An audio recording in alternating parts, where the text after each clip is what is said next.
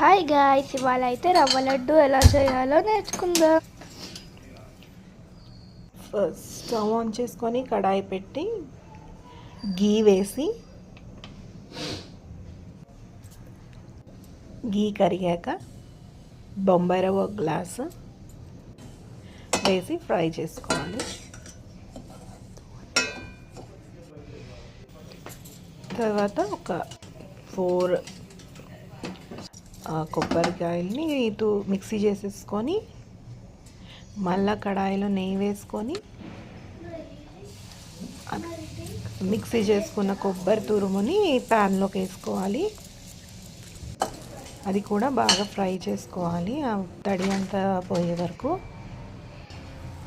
ఒక గ్లాస్ ఎంత బొంబాయి రవ్వ వేసామో అంత షుగరు అండ్ మనం వేయించుకున్న కొబ్బరి తురుము 3 వేసి బాగా కలపాలి.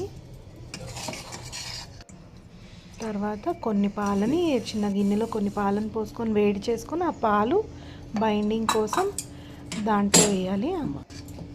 ఆ తర్వాత కొంచెం వేడి తగ్గాక ఉండలు చుట్టుకొని పెట్టుకుంటే రవ్వ లడ్డు రెడీ. ఇష్టమైన వాళ్ళు క్యాష్యూస్ యాడ్ చేసుకోవాలి, జీడిపప్పు అవి యాడ్ చేసుకోవచ్చు. Bye guys.